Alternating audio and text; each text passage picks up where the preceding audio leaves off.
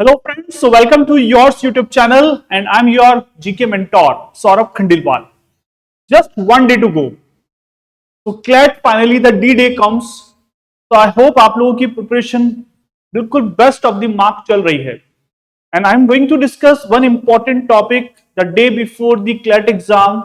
This is what the Israel-Hamas-Palestine war or the history, the conflicts, the geographical points, each and everything we have to discuss today in this video. तो इस video को आप and तक जरूर complete करें, each and every important points को note down जरूर करें. तो I hope this is one of the topic जो डे बिफोर मुझे कवर करना था. तो बहुत सारे स्टूडेंट्स के इस पर्टिकुलर टॉपिक्स में डाउट्स रहते भी हैं, तो हम इस पर्टिकुलर टॉपिक को जो कवर करेंगे बिल्कुल CLAT examination point of view he cover करने जा रहे हैं. तो इस वीडियो को आप एंड तक जरूर कवर करें. शेयर और लाइक तो आप कर ही रहे हैं और कमेंट्स भी जरूर करें कि आपको ये वीडियो कैसा लगा. तो स्टूडेंट, आर यू रेडी? तो क्लैट की तैयारी कैसे चल रही है, that is also please mention into the comment box. क्या एंजाइटी है, क्या कॉन्फिडेंस लूज कर रहे हैं, तो definitely each and everything you have to just mention into the comment box, ताकि हम आपको थोड़ा सा कॉन्फिडेंस बिल्डअप कर सके the day before the CLAT. कुछ इंपॉर्टेंट पॉइंट्स हैं जो आपको यहाँ पे ध्यान रखने हैं. Just reach the centre before 1 hour. Officially 2 to 4 hour का ये पेपर होने जा रहा है, तो कोशिश करें अराउंड 1 o'clock आप सेंटर पे पहुंच जाएं, बिकॉज बड़ी सिटीज में यहाँ पर सेंटर्स दूर होंगे, तो you have to just manage the traffic as well. और टाइमली पहुंचोगे तो थोड़ा सा रिलैक्स रह पाओगे. Carry your water bottle, carry your documents like the admit card along with the 2 photographs. Carry also the photo identity card, maybe your driving license, maybe your Aadhaar card.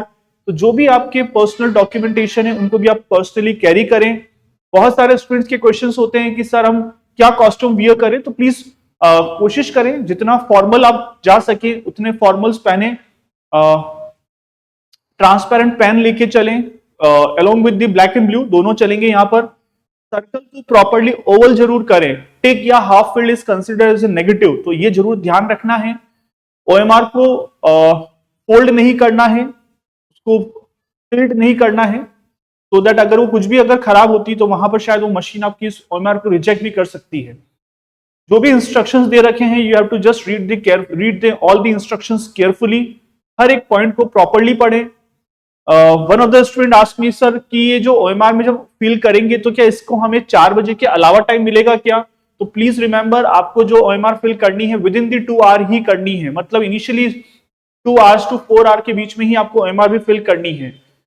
कौन से section से start करें, ज्यादा अपनी strategy को change नहीं करें. जिस स्ट्रेटेजी के थ्रू आप लोगों ने भी मॉक्स फेस किए हैं उसी स्ट्रेटेजी पर फिक्स रहें. कोशिश करें 120 क्वेश्चंस को गो थ्रू जरूर करें. प्रिज्यूम करके नहीं चले कि मैथ्स टफ हो सकती है, लीगल मुझे नहीं आती, जीके के क्वेश्चंस कैसे होंगे, कुछ भी प्रिज्यूम नहीं करें. आपने तैयारी अच्छी की है, कॉन्फिडेंस रखें अपने ऊपर, और जो भी लास्ट टाइम पे आपके इंपॉर्टेंट नोट्स हैं उनको जरूर रिवाइज कर लें. ज्यादा एक्स्ट्रा कोई बर्डन लेके नहीं पढ़ें, कुछ नया टॉपिक बिल्कुल नहीं पढ़ें. तो ये कुछ बेसिक्स हैं जो आपको यहाँ पर ध्यान रखने हैं. Is it okay? तो एक अच्छी तैयारी के साथ आप पेपर देने बैठे so that आपका कॉन्फिडेंस भी बिल्ड हो पाए. Done everyone? So now today हम अपना टॉपिक जो स्टार्ट करने जा रहे हैं that is on Israel, Hamas, Palestine. सब चीजों को इसमें हम कवर करने जाएंगे. Okay, so start with the first one. पहले तो ये पूरा टॉपिक जो है ये जियोग्राफिकली भी बहुत इंपॉर्टेंस रखता है. तो यहां पे अगर ये क्वेश्चन आता है, ये पैसेज आएगा, तो definitely there are some questions on geography, क्योंकि वो जियोग्राफी बेस्ड भी पूरा टॉपिक कवर करेंगे आपके साथ. डन? तो चलिए start with the initial basics of this topic. Okay, तो start with the, this is basically what, the map in the blue colour.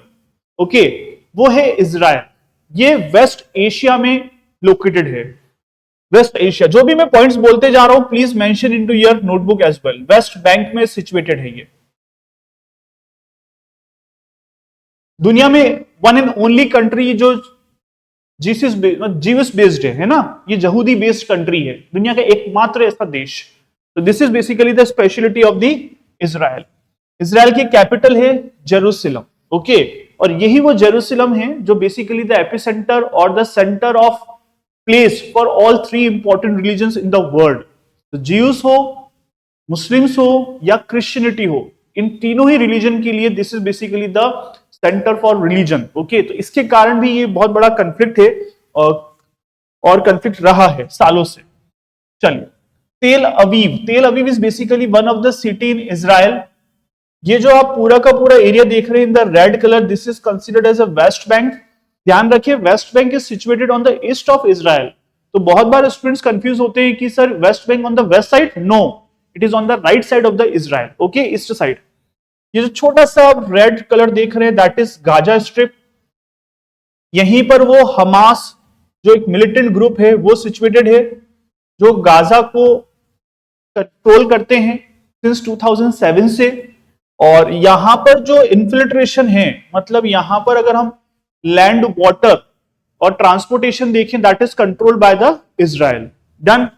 चलिए, उसके अलावा ये गोलन हाइट्स आपको एक प्लेस दिख रही है, ये एक हिली एरिया है जो पहले सीरिया के पास था, बट इन 1967 में जब 6 डे वॉर हुआ तो इजराइल ने उसको कैप्चर कर लिया। तो Golan Heights is basically the hilly area in controlled by the Israel. Previously it was under the control of Syria. There are some countries जो सीरिया को कवर करती है, लाइक लेबनान, इसकी कैपिटल है बैरूत। ओके, सीरिया की है Damascus, Jordan की है, please mention into the comment box, और इजिप्ट की है कायरो। तो there are some few questions जो मैं आपसे पूछता रहूंगा, so that I am just want I know कि आप कितने स्टूडेंट्स इस वीडियो को देख रहे हैं।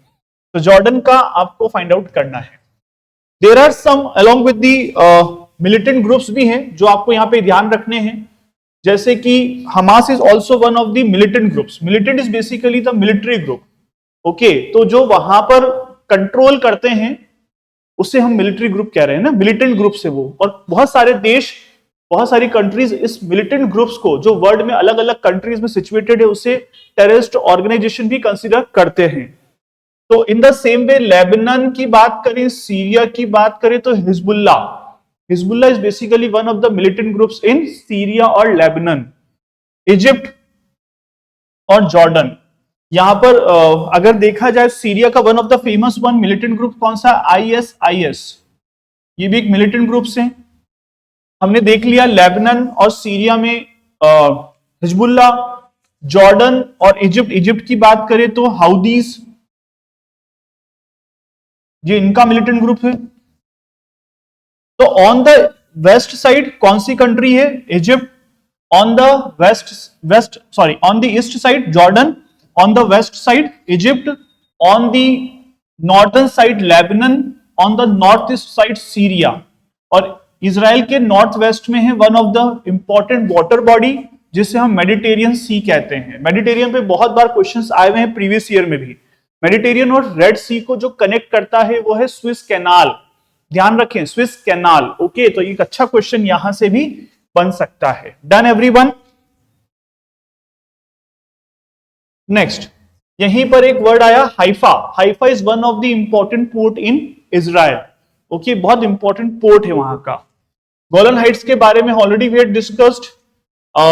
उसके अलावा ठीक है, तो जेरूसलम जो बेसिकली पार्ट है उसमें east Jerusalem is under the control of the Israel. Okay, तो वेस्ट बैंक पर कंट्रोल वैसे किसका है, पैलेस्टीनियन। ये बेसिकली जो रीजन है वो पैलेस्टीन है।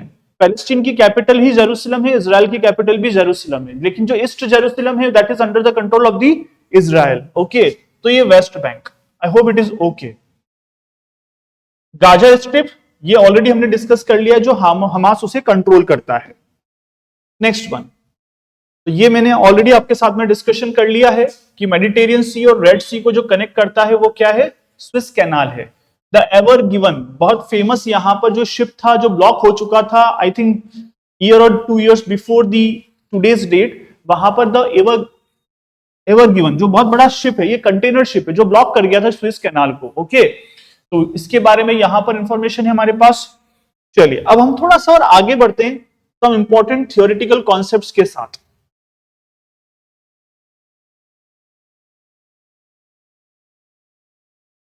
चलिए, okay, the Gaza peace plan. अब पॉइंट ये है कि this is basically one of the event since last 2 years, मतलब 23 से ये वॉर चल रही है बिटवीन दी इजराइल और दी हमास के बीच में। ये एक सफरिंग, डिस्ट्रक्टिव और एक बहुत ही हिस्टोरिकल एक वॉर है जो चल रही है सालों से between the two countries. Okay, तो उसको देखते हुए गाजा पीस प्लान लाया गया था। That is the latest proposal जो यूएसए के थ्रू लाया गया, और इसके साथ जो कंट्रीज इसको फेवर कर रही है, this are Egypt and Qatar, to stop ongoing war between the Israel and Hamas in the Gaza Strip. तो this is basically one of the question की यूनाइटेड स्टेट्स के साथ ऐसे और कौन कौन सी कंट्रीज है जो इस वॉर के लिए कोशिश कर रही है कि रुक जाए। उसके लिए गाजा पीस प्लान लाया गया और उसमें कंट्रीज हैं, one is Egypt and second one is Qatar. This plan aims to end violence, जो वायलेंस चल रहा है, जितने भी होस्टेज एक दूसरे की कंट्रीज में जो होस्टेज है उनको रिलीज करना है, और जितना भी डिस्ट्रक्शन हुआ उसके कारण से जो माइग्रेशंस हुए हैं, और उस माइग्रेशन को देखते हुए जो ह्यूमैनिटेरियन एड्स हैं, चाहे वो फूड सप्लाई हो, वाटर सप्लाई हो, इलेक्ट्रिसिटी हो, मेडिसिन हो, वो सब उनको पहुंचाया जाए and create condition for long term peace. और कोशिश ये की जाए कि इतने सालों की जो पुरानी रंजिश है, वॉर है, वो अब बहुत लंबे समय तक शांति के तौर पर आगे बढ़े। Next one, why was this plan needed? ये जरूरत क्यों पड़ी? बिकॉज 2023 से तारीख भी बहुत इंपॉर्टेंट है, 7th of October। Okay, this is basically the date जब से स्टार्ट हुआ था। Please mention into the comment box, Israel के लिए 7th of October क्यों इंपॉर्टेंस रखता है। Okay, the heavy fighting between Israel and Hamas, large scale destructions बहुत हो चुका है, बहुत ही जन हानि भी हुई है, साथ में बहुत सारी प्रॉपर्टी गवर्नमेंट की और लोगों के घर सब डिस्ट्रॉय हो चुके हैं। शॉर्टेज ऑफ फूड हो रहा है, मेडिसिन की कमी हो रही है और इलेक्ट्रिसिटी की भी कमी हो रही है। हजारों संख्याओं में सिविलियंस की डेथ हो चुकी है। So that's why the world demand कि एक कंप्लीट सीज फायर मिले, सीज फायर हो जाए और ह्यूमैनिटेरियन सॉल्यूशन भी लोगों तक पहुंच जाए। गाजा पीस प्लान को हम 3 तरीके से कवर कर सकते हैं। पहला फेज तो यह है कि टेम्परेरी सीज फायर हो जाए, टेम्परेरी बेसिकली अस्थायी तौर पर उसको पहले रोका जाए और साथ में उनको ह्यूमैनिटेरियन एड्स मिल जाए। Both side stop fighting for a set of number of weeks, थोड़े दिन के लिए रुकी जाए। Hamas release some Israeli hostage, Israel release Palestinian prisons, large amount of humanitarian aid पहुंचा दी जाए, civilians can move safely inside the Gaza. Basically Gaza पे हमास का कंट्रोल तो है, लेकिन जो मूवमेंट ऑफ ट्रांसपोर्ट है या पर्सन से, वो that is control by the Israel. Okay, तो वो मूवमेंट भी चाहते हैं। सेकंड फेज क्या हो सकता है? फुल सीज फायर, पूरी तरीके से ये युद्ध खत्म हो जाए और विड्रॉल ऑफ द पावर, मतलब दोनों एक दूसरे की तरफ से विड्रॉल कर दे, छोड़ दे युद्ध को, आगे युद्ध को कंटिन्यू नहीं करना है।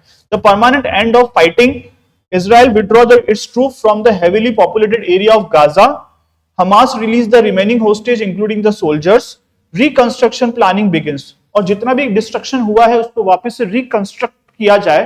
That is one of the solution via the full ceasefire. Next one, third one होगा long term reconstruction of Gaza. Countries will help rebuild destroyed homes, school and hospital, जितने भी बेसिक एमिनिटीज की building है, चाहे वो schools हो, hospitals हो, universities हो, उसको वापस से रीबिल्ड किया जाए।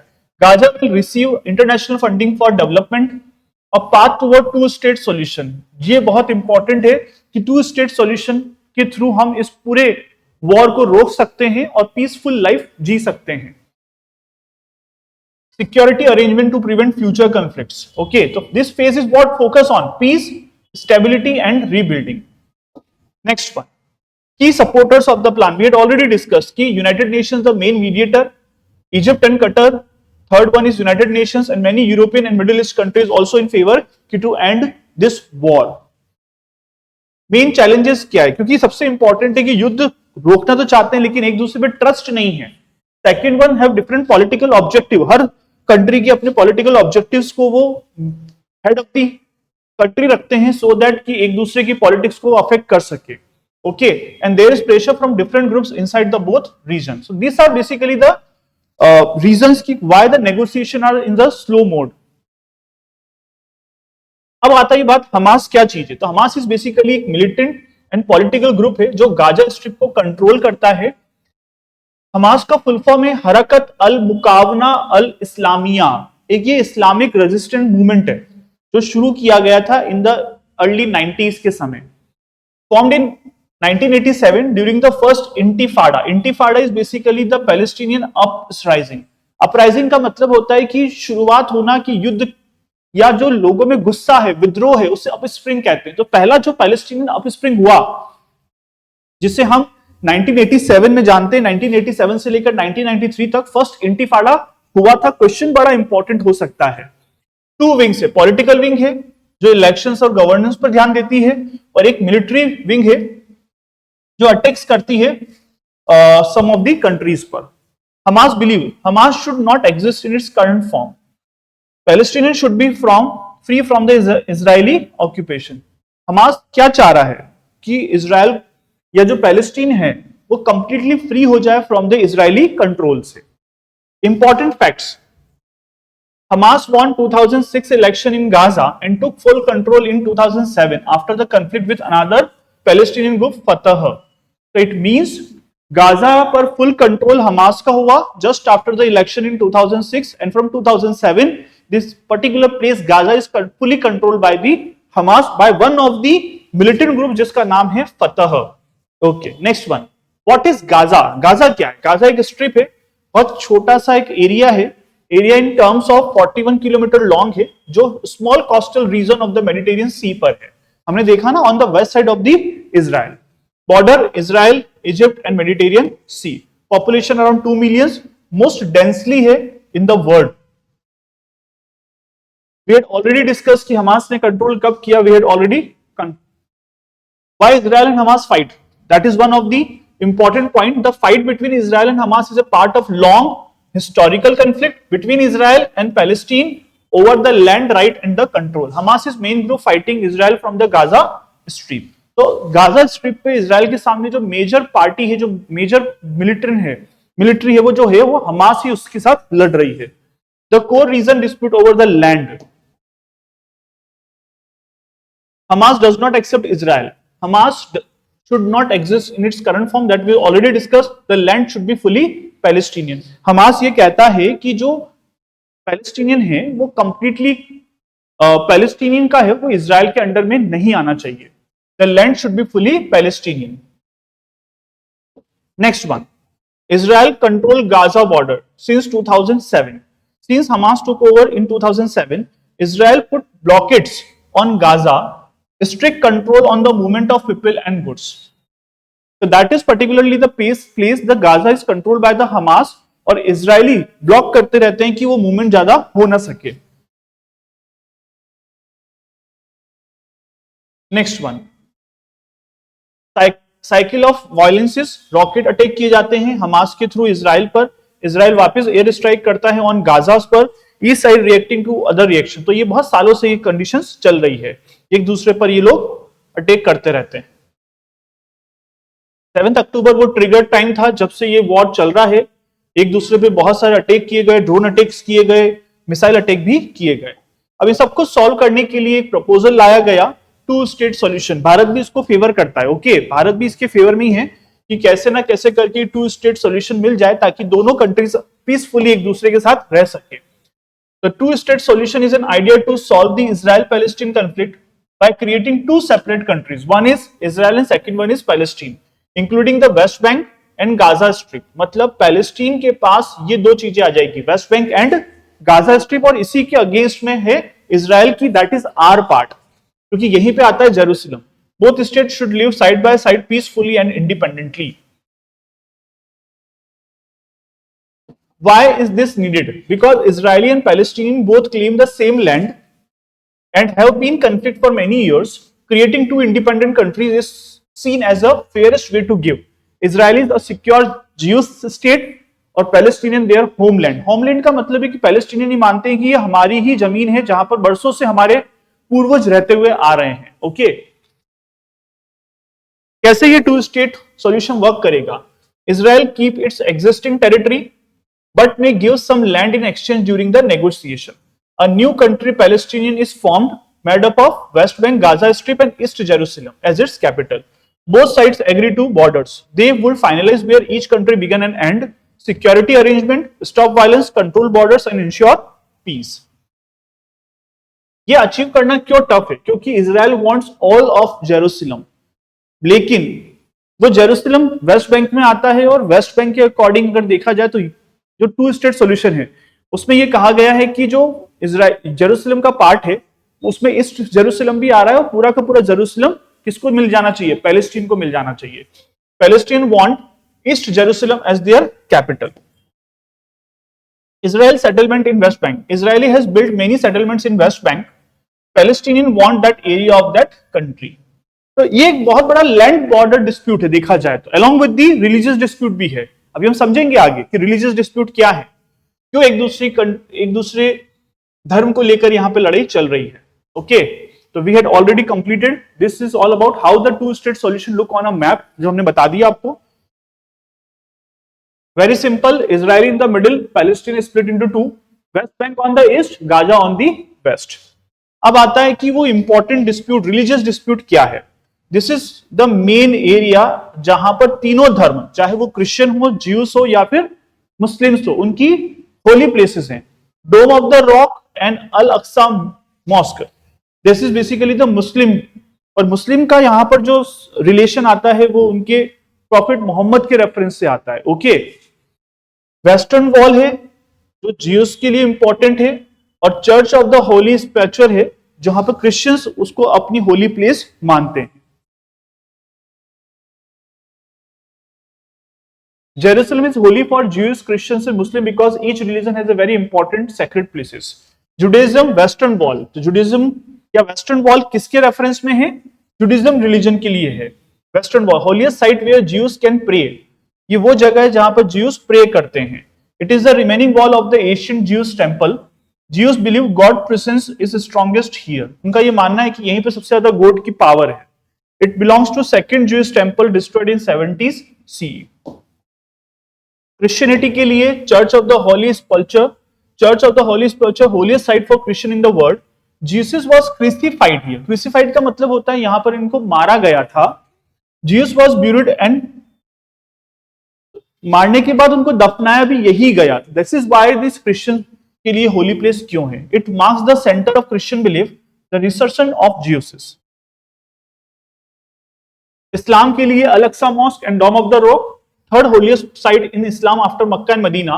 मुस्लिम believe prophet Mohammed reach there during Isra and Miraj, night journey. जब वो जा रहे थे तो उन्होंने यहाँ पे रात गुजारी थी, और उस कारण से यहां पर ये इनके लिए होली प्लेस बन जाती है। Dome of the rock, famous gold dome building next to Al-Aqsa, built on the Temple Mount, Haram al-Sharif. Muslim believes Prophet Muhammad ascended to heaven from this rock. Muslims का मानना है कि इसी पत्थर से वो लोग हेवन की तरफ, स्वर्ग की तरफ गए थे। When the Gaza peace plan was announced, a few important dates to know. The plan was publicly announced on 29 September 2025.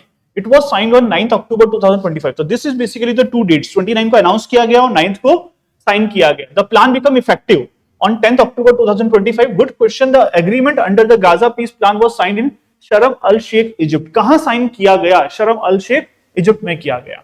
The first phase of the ceasefire and hostage deal was signed on 9th of October, and this particular signing ceremony took place at the noon local time, Sharm el-Sheikh in Egypt. Is it okay?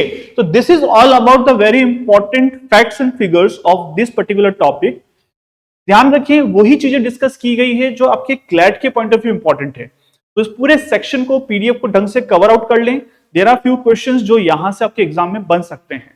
तो students, all the best for your CLAT. Be confident, do not take extra pressure on us, do not presume extra cut offs के बारे में ज्यादा सोचें। Be confident, all the best. Please जरूर बताएं आप लोगों का पेपर ये कैसा हुआ है। तो all the best, done, goodbye, take care.